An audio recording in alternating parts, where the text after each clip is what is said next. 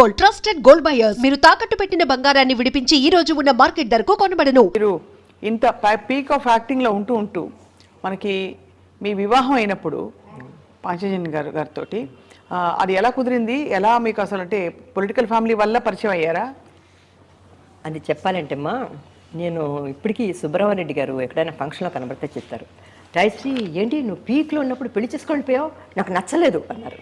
మొన్న ఒకసారి జమున గారు మేమందరం వైజాగ్లో ఫంక్షన్కి వెళ్ళాం, ఆయన బర్త్డే దానికి వెళ్ళినప్పుడు అన్నారు. నేను అన్నాను, అదేమిటండి అంతా మనం అంటే మన ఫీల్డ్ అయిపోయిన తర్వాత మ్యారేజ్ చేసుకోవటం ఏంటి, ఫీల్డ్ పీక్లో ఉన్నప్పుడు చేసుకుంటేనే ఆ లైఫ్ ఈ లైఫ్ రెండు మనకి ఎంజాయ్ చేయొచ్చు. అవును, ఎంజాయ్ చేయొచ్చు. ఫీల్డ్లో యాక్ట్ చేయడానికి మనకి ఎండ్ అన్నది లేదు. అవును, ఎండ్ లేదు, మనకి యాక్ట్ చేస్తూనే ఉండొచ్చు. మనం ఏంటి హీరోయిన్ చిన్నపిల్ల దగ్గర నుంచి అమ్మ వేషాల దగ్గర నుంచి అక్క వేషాల దగ్గర నుంచి వదిన వేషాల దగ్గర నుంచి అమ్మమ్మ వేషాలు నాయనమ్మ వేషాలు ముసలి వేషాలు అన్నీ యాక్ట్ చేయొచ్చు. యాక్టింగ్కి ఎండ్ లేదు. నన్ను అడిగితే ఒక ఆర్టిస్ట్కి ఎండ్ లేదండి. అవును, కుంటిదానిలో కూడా యాక్ట్ చేయొచ్చు, కూర్చొని యాక్ట్ చేయొచ్చు, ఏదైనా యాక్ట్ చేయొచ్చు. కరెక్ట్. కానీ మ్యారేజ్ అనే దానికి ఒక లిమిట్ ఉంది, పిల్లల్ని కంటానికి అనేది ఒక లిమిట్ ఉంది, దానికి ఒక ఏజ్ ఉంది. ఆ ఏజ్లో ఇది మనం చేయకపోతే లైఫ్ వేస్ట్ అయిపోయింది. మన లైఫ్ ఇంకా వయసు అయిపోయిన తర్వాత మనం మ్యారేజ్ చేసుకొని లాభం లేదు. అవును, వయసు అయిపోయిన తర్వాత ఇంకా పిల్లలు కనలేము. అవును, ఇంకా మ్యారేజ్ కాదు, ఇది లైఫ్లో అలా ఉండిపోవాల్సి వస్తుంది. కనుక ఏ వయసుకి తగినట్లు ఆ వయసులో వచ్చేయటం. అది మా ఆయన్ని నేను వచ్చి పొలిటీషియన్ అంటే నాకు ఎన్నో సంబంధాలు చూశారండి మా ఇంట్లో.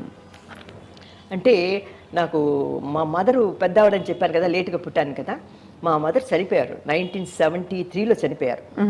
మా మదరు అదిను ఆవిడ చనిపోయినప్పుడు ఒక పిక్చర్ యాక్ట్ చేస్తున్నాను నేను, భానుమతి గారు, సరోజాదేవి అందరం, పత్తుమాద బంధం.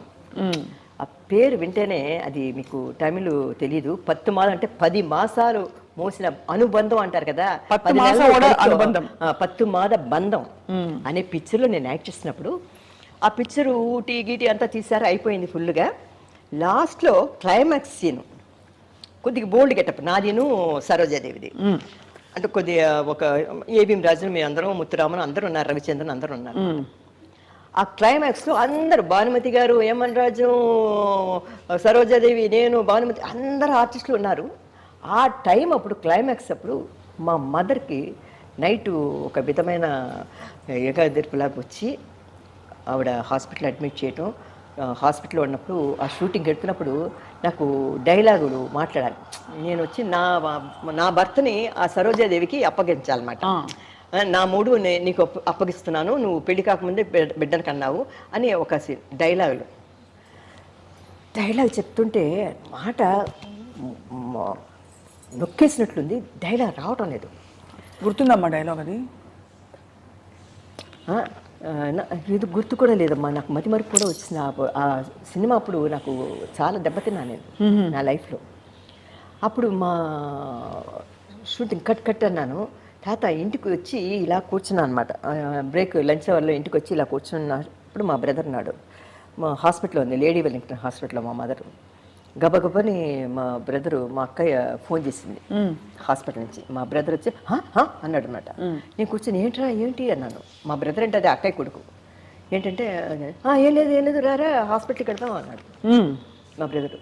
అప్పుడు నేను మేకప్తో ఉన్నాను, మళ్ళీ 2 o'clock షూటింగ్కి వెళ్ళాలి, లంచ్కి వచ్చాను అనమాట.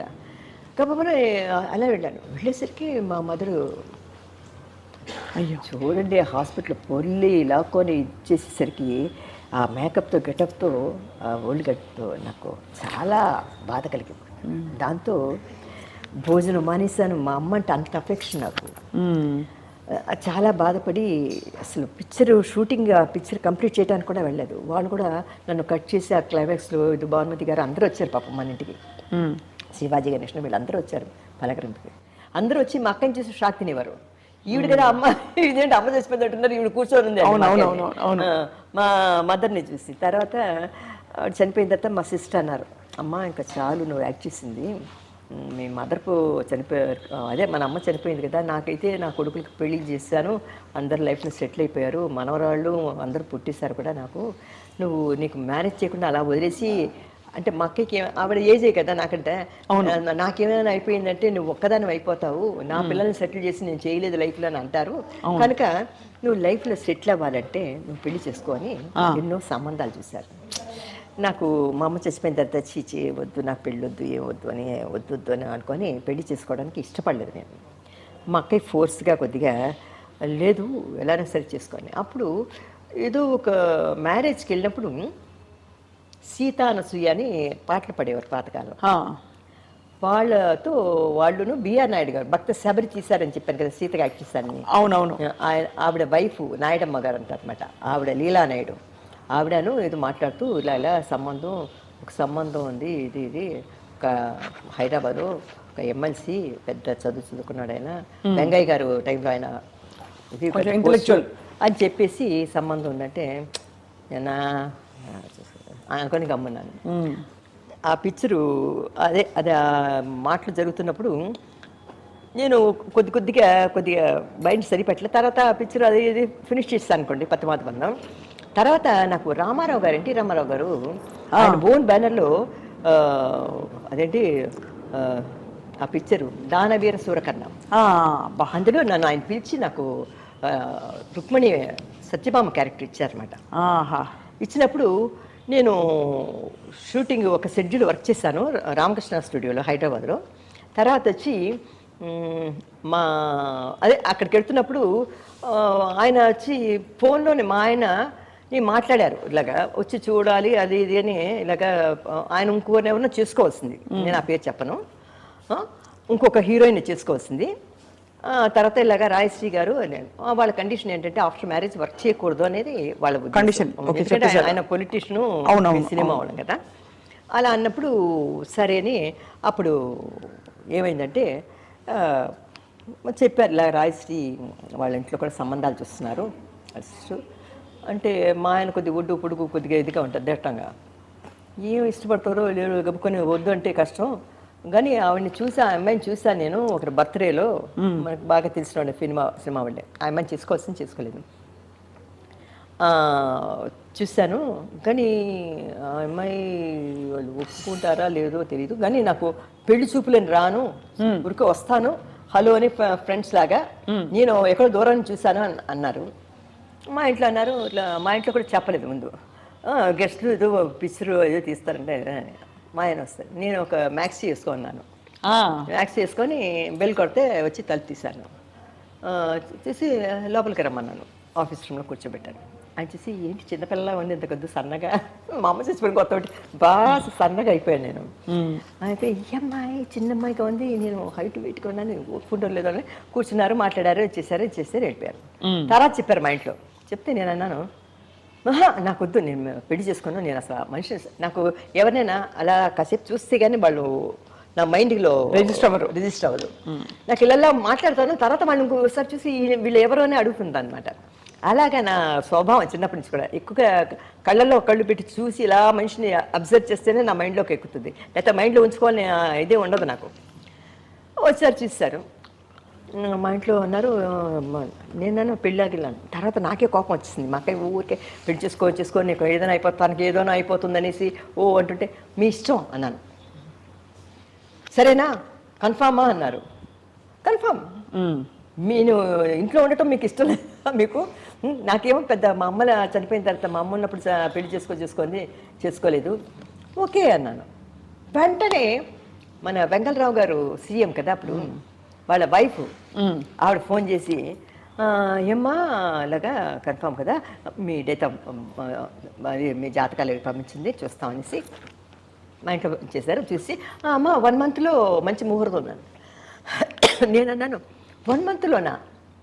అయ్యో కొన్ని పిక్చర్లు ఉన్నాయి కదా బ్యాలెన్స్ పిక్చర్లు. అవును అంటే అప్పుడు అంటే మా అమ్మ చచ్చిపోయిన తర్వాత కొన్ని పిక్చర్లు ఒప్పుకోలేదు నేను, కొన్ని అప్పుడు కొద్ది గ్యాప్లో ఉన్నాను అనమాట. లేకపోతే డే నైట్ వర్కే నాకు రుబ్బినట్లు అని ఒక్క నిమిషం తీరుబాటు ఉండేది కాదు. కన్నడమో తెలుగో మలయాళమో హిందీయో ఈ 5 లాంగ్వేజ్లో ఏదో ఒక షూటింగ్ వచ్చేసేదాన్ని. అప్పుడు ఏమైపోయిందంటే సరే అని అలాగా సరే అన్న వెంటనే వాళ్ళు వచ్చేసారు. మా సిస్టర్ వచ్చి పత్రికలు వచ్చేసింది, ఆఫ్టర్ 1 month తర్వాత ఈ డేట్ తర్వాత మేము యాక్ట్ చేయము, ఎవరైనా ఫినిష్ చేసుకోవాలంటే పిక్చర్లు త్వరగా చేసుకోండి, తర్వాత ఆఫ్టర్ మ్యారేజ్ మేము వర్క్ చేయమని పత్రికలు అంతా ఇచ్చేసాము, అందరిలో ఇచ్చేసాం. అప్పుడు నా మ్యారేజ్ అవుతున్నప్పుడే ఎంజి రామచంద్రన్ గారు సీఎం అయ్యారు. ఆయన కూడా 1977 ఫస్ట్ టైం సీఎం అయ్యారు. నేను బెంగళూరులో షూటింగ్ ఒక పిక్చర్ వర్క్ చేసి అక్కడి నుంచి అలా హైదరాబాద్ వెళ్ళిపోయాను మ్యారేజ్కి. సెప్టెంబర్ 4th నా మ్యారేజ్ అనమాట. అప్పుడు ఎంజిఆర్ గారికి ఫోన్ చేశాను, నా இப்படி మ్యారేజ్ అంటే, அம்மா நான் இப்போதாம்மா சிஎம்மானே, நான் வந்து வர முடியாதம்மா, என்னோட வாழ்த்துக்கள் உனக்கு எப்பவுமே இருக்கమ్మా அப்படின்னு గ్రీటింగ్ పంపించి నాకు ఇచ్చేసి విష్ చేశారనమాట నాకు చాలా ఎంజిఆర్ గారు.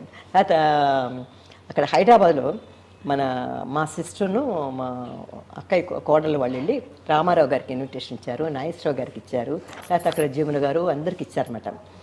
రాత్రి 2 గంటలకి నా మ్యారేజ్ అప్పుడు రామారావు గారు వచ్చారు నా మ్యారేజ్కి, నాగేశ్వరరావు గారు ఆయన వైఫ్ అన్నపూర్ణమ్మ గారు వచ్చారు, తర్వాత రామానాయుడు గారు వచ్చారు, కాంచన వచ్చింది, తర్వాత వచ్చి చాలామంది వాణిశ్రీ వచ్చి నన్ను పెళ్లి కూతురు చేయటం డెకరేట్ చేయటం అంతా వాణిశ్రీ ముందు రోజే వచ్చేసి పెళ్లి రిసెప్షన్ అంతా తనే చూసుకుంటాను.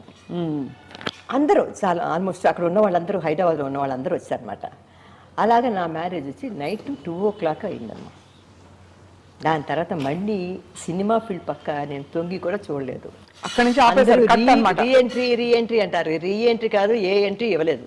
ఇప్పుడు నేను ఈ ఛానల్కి ఇవ్వడం కూడా ఒకసారి స్టార్ట్ చేసింది ఎలా అంటే, ఈ ఛానల్కి ఇంట్రెస్ట్ మ్యారేజ్ అయిపోయింది. తర్వాత నా లైఫ్ కొద్దిగా చెప్పాను కదా, అలాగేది అన్నీ చూసేసాను లైఫ్లో. మా ఆయన హార్ట్ అటాక్ రావటం, చనిపోవటం, నా బాబు తక్కువ టైం కదమ్మా, 6 ఏళ్లలో చాలా తక్కువ. నా లైఫ్ అది ఆహాని ఎత్తింది, ఆహాని దింపింది నా లైఫ్. నేను అనుకోకుండా హీరోయిన్ అయిపోయాను. అసలు సినిమాలో చేరుదామని అనుకోకుండా చేరిపోయాను. తర్వాత అనుకోకుండా రామారావు గారితో అగ్గిపిడుగు, అగ్గిబరట వీటిలో చేసి పెద్ద హీరోయిన్ అయిపోయాను. తర్వాత వచ్చి అన్ని మలయాళం, కన్నడం, అన్ని లాంగ్వేజ్, అన్ని భాషలో అందరు హీరోలు, పెద్ద హీరోలు, కన్నడం కానీ మలయాళం కానీ అన్నిట్లో యాక్ట్ చేశాను. మంచి లెవెల్కి వెళ్ళిపోయాను పెళ్లి చేసుకొని. అందరు ఆహా రాజశ్రీ బంపర్ అనుకున్నా, జాక్పాట్ కొట్టిస్తుంది అన్నారు. అవి ఆహానే ఉంది. మా ఆయనకి 10 మంది మొత్తం, అందరు పెద్ద పెద్ద లెవెల్లో. ఒక ఆయన హైకోర్టు జడ్జి, ఒక ఆయన అడ్వకేట్, ఒక ఆయన డాక్టరు, ఒక ఆయన వచ్చి చిలకలూరుపేట చైర్మన్, తర్వాత అందరు పెద్ద పెద్ద లెవెల్. హైకోర్టు జడ్జి అంటే చూడండి, తోట లక్ష్మయ్య గారు, ఒక ఆయన డాక్టరు, ఒక ఆయన పోలీస్ ఇన్స్పెక్టరు, అందరు ఉన్నారండి మా ఫ్యామిలీలో. పెద్ద కుటుంబం, మా 2 ఆడబిడ్డలు అందరు ఉన్నారు. అక్కడ పడేసరికి బయట ప్రపంచం తెలియలే. ఏంటి గుట్లు చిలగల. నాకు ఈ సినిమా అలవాటిపోయి సినిమా వాడు మొహం కనప. అప్పుడు ఛానల్స్ లేవు ఎక్కువ, ఎప్పుడు దూరదర్శనం ఏదో వేసేవాడు, 2 ఛానల్స్ ఉండేవి. అబ్బా మన సినిమా ఏదో ఒక సినిమా చూస్తే అబ్బా మనవాడు మొహం చూస్తున్నాను కదా అనుకుని ఎంతో సంతోషపడిపోయేదాన్ని అనమాట. అంటే ఇది ఉండేదన్నమాట. పిక్చర్ చూస్తుంటే అయ్యో అంజమ్మ గారు వీళ్ళందరూ చూస్తుంటే, అలాగే నాకు అంజమ్మ గారు, భానుమతి గారు వీళ్ళందరూ పెద్దవాళ్ళందరినీ చాలా ఇష్టపడతాను నేను. సుశీలమ్మ గారు అందరూ నాతో చాలా ఒక ఇదిగా మూవ్ అవుతాం అనమాట మేమందరం. కానీ ఫోటోలు చూస్తుంటే అమ్మా ఎన్ని మెమరీస్ వెంట పెట్టుకున్నారు. జయలలిత గారు తెలుగులో తమిళ్లో వేశారు కదా కొన్ని జానపదాలు. అవి గోపాలుడు భూపాలుడు, వాళ్ళ అమ్మతో కూడా సంజయ్ గారు కూడా యాక్ట్ చేశారు. నాకు నిత్య కళ్యాణంలో మా అమ్మగా యాక్ట్ చేసింది, కన్నడంలో యాక్ట్ చేసింది ఆవిడ. చాలా ఉంది కానీ చెప్పను నేను, ఎందుకంటే ఈ పాట అమ్మా ఏమో ఏమో అది నాకేమో ఏమో అయినది, అదే కదా? అవును, అది ఏం పిక్చర్ అది నాకు జ్ఞాపకం రావట్లేదు. అగ్గిపిడుగు, అగ్గిపిడుగు అది కృష్ణకుమార్ గారు. నాది వచ్చి నీవే నీవే నీ చేతి వీణను నేనే, అది ఒకటి. తర్వాత గిలిగిలి గిలిగిలిగి నేను పరిగెత్తుతూ ఆయన చాలా మంచి పిక్చర్.